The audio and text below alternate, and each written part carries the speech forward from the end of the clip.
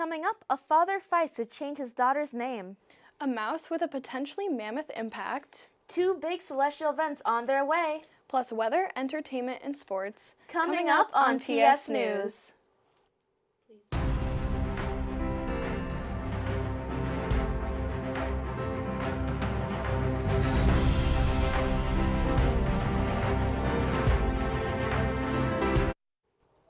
Hello everyone, I'm Alina Landetta. And I'm Molly Ryan. Welcome to PS News.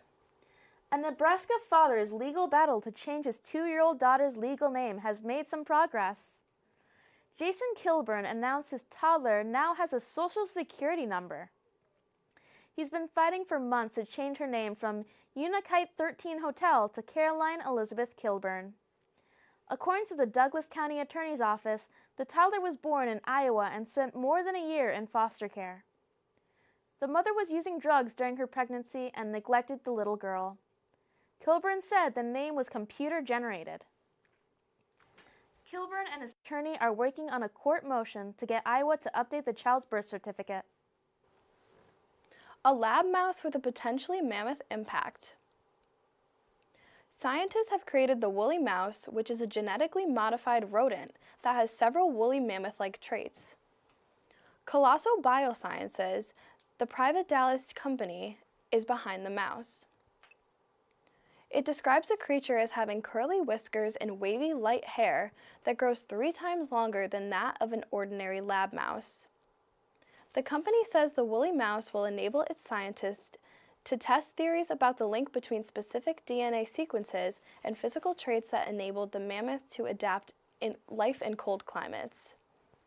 Colossal's chief science officer calls this a step forward in an effort to bring back animal traits lost to extinction.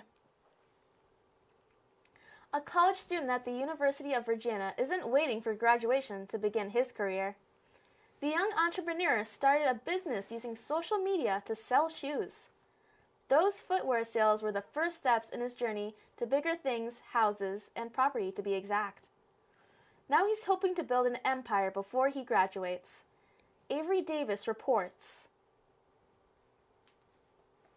BA, and I've been just scaling the shoe business ever since then. But Shadabram says shoes and social media were always a means to an end. That's like my end goal. I wanted to use the shoe money to get into real estate. At 21, he bought this Charlottesville home. Then he added land in the Shenandoah Valley to his assets. It's been a great experience for me, honestly. I met so many people through it now because of social media. So many people sell shoes, and now that I'm moving into real estate, so many people want to get into real estate. Shadabram says he's inspired by his parents. My dad is from a very small village in India, and he didn't have shoes until 3rd grade. He's been so supportive of me, and that's like a huge reason as to like why I'm doing this now. Happy to see the work pay off. But I also have worked very hard, like on the weekends. Chidambaram says he'll probably leave Charlottesville after he graduates, but he would like to remain in the area real estate market. Taco Bell is crunching the competition. The fast food giant has forecast an 8% sales growth for the current quarter at stores that have been open for at least a year. That far outpaces its rivals, many of which say sales have recently been sluggish, due in part to inflation. Taco Bell's CEO says the Lux Cravings box and its chicken nuggets, which sold out within 2 weeks, are among the most popular items with customers. Taco Bell also plans to add more new menu items this year. Our sun and moon have some interesting events coming up in the coming weeks. In the early hours of Friday, March 14th, you have the chance of seeing a total lunar eclipse. The eclipse will begin at 11:56 p.m. on March 13th, and totality will occur at 2:55 a.m. Totality will last until 3:31 a.m., and the eclipse will end at 6:02 a.m. On top of this, we have a partial solar eclipse on our way as well. Almost a year after Plattsburgh experienced a total solar eclipse, residents of Plattsburgh will see yet another eclipse on March 29th. Though this won't be a total eclipse like last time, we still get to experience a partial eclipse. This eclipse will have 43% of the sun blocked out at its peak. The eclipse will start just after sunrise on the 29th at 6:39 a.m., reaching its peak at 6:42 a.m. and ending at 7:12 a.m. Don't forget your eclipse glasses! That's all we have for the news this week, Plattsburgh. Stay tuned for your weather, entertainment, and sports updates right after this break. This is KINKS, which stands for Collectively Inspiring Natural Hair Students.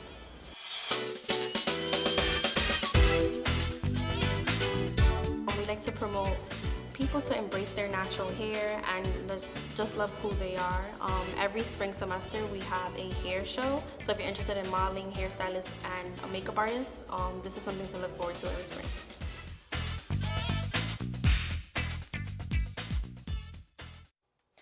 Hello Plattsburgh, I'm Meadow Cups, meteorologist, here to talk about your local weather. We saw an increase in temperature last week and it looks like it decided to stay with us for this one. St. Albans City is going to be seeing a high of 30, Williston 35. Plattsburgh's only going to get up to 35, which means I better not see anyone in shorts while walking to their classes.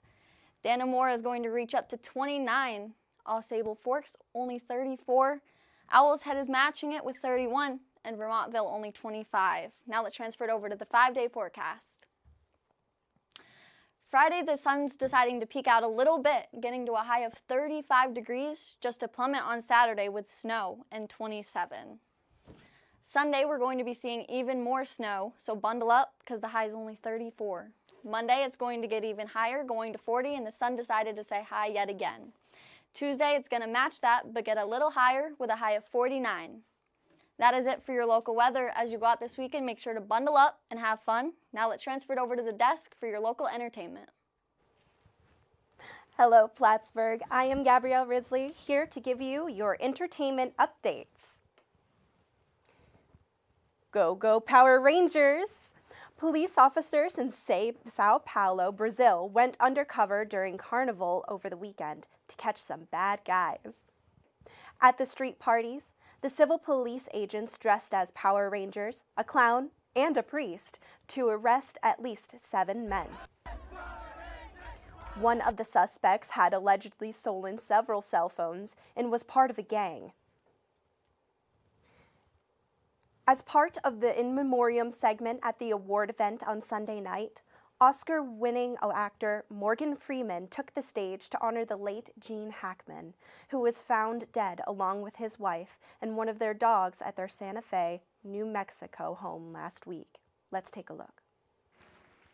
Well, this week, our community lost a giant, and I lost a dear friend, Gene Hackman.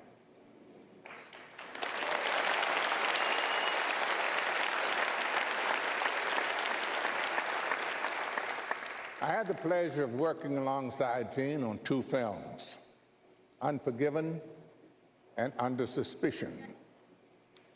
And like everyone who's ever shared a scene with him, I learned he was a generous performer and a man whose gifts elevated everyone's work.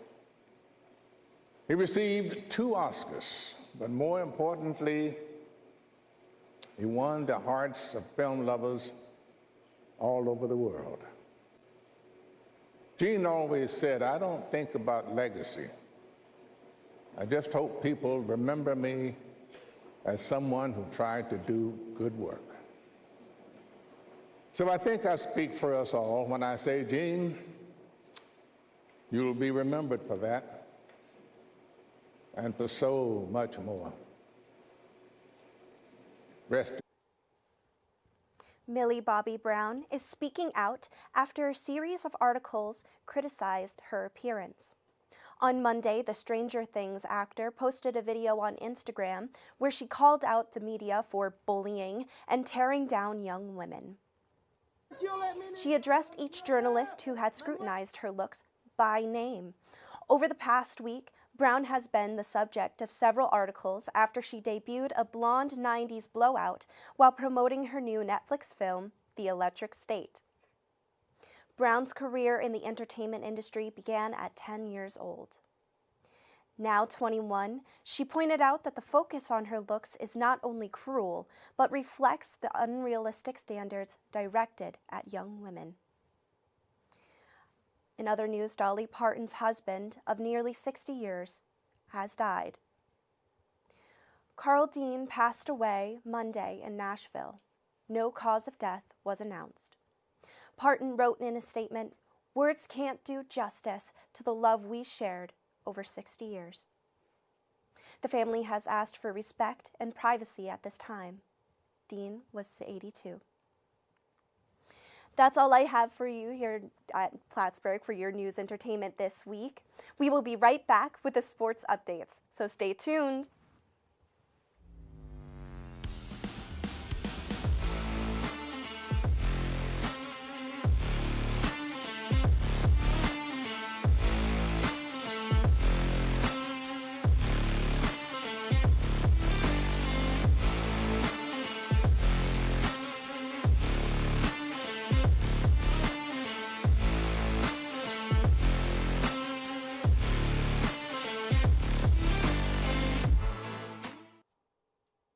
Hello Plattsburgh, I am John Vilka, here to give you your weekly sports update.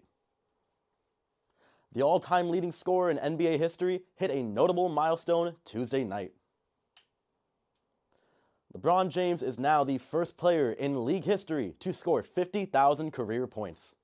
That includes games in the regular season and playoffs. The Lakers star hit the mark in front of the home crowd in Los Angeles. James entered the game against the New Orleans Pelicans with 49,999 points. His first quarter three-point basket did the trick to put him over the 50,000 mark. No other NBA player is within 5,000 points of a 50K career. Kareem Abdul-Jabbar is in second place with 44,149 points. Philadelphia Eagles star Saquon Barkley isn't just a Super Bowl champion now. He's also reportedly the NFL's highest paid running back in history. Multiple media outlets are reporting Barkley has agreed to a 2-year contract extension with the Eagles that is worth $41.2 million. That makes Barkley the first $20 million plus per year running back in NFL history. The deal reportedly states $36 million is fully guaranteed with another $15 million in incentives. The Eagles confirmed the extension, but did not provide any details of the deal. Barkley inked a 3-year contract with the Eagles last year after leaving the Giants as a free agent. All right, Plattsburgh, let's take a look at your Cardinal sports update. This past Saturday, the Plattsburgh men's hockey team played against SUNY Cortland in a SUNYAC semifinals match. With their backs against the wall for a second straight game, the 4th-seeded Plattsburgh State men's ice hockey team erased a 3-0 deficit, defeating 12th-ranked and top-seeded Cortland as Jake Sacratini's Montreal, Quebec's AC game-winning goal 4-3 in overtime in a State University of New York Athletic Conference SUNYAC win. The Plattsburgh men's hockey team will play tomorrow, March 8th, in a championship match against Oswego. Staying on the topic of hockey, the Plattsburgh women's hockey team also played this past Saturday against Cortland in a SUNYAC semifinals game. In a rematch of last year's SUNYAC final, Kira Wall tallied her 6th goal of the season for the game winner, and Tessa Morris, Grand Island, New York Rome girls hockey, notched the empty netter for her 10th score of the season to seal the win. The Plattsburgh women's hockey team will face Oswego State in a SUNYAC championship game tomorrow, March 8th at 3 p.m. Good luck to all our Cardinals. Now, the 4th-seeded Plattsburgh men's basketball team fell in a State University of New York Athletic Conference, SUNYAC, semifinal game on Friday night to a top-seeded New Paltz.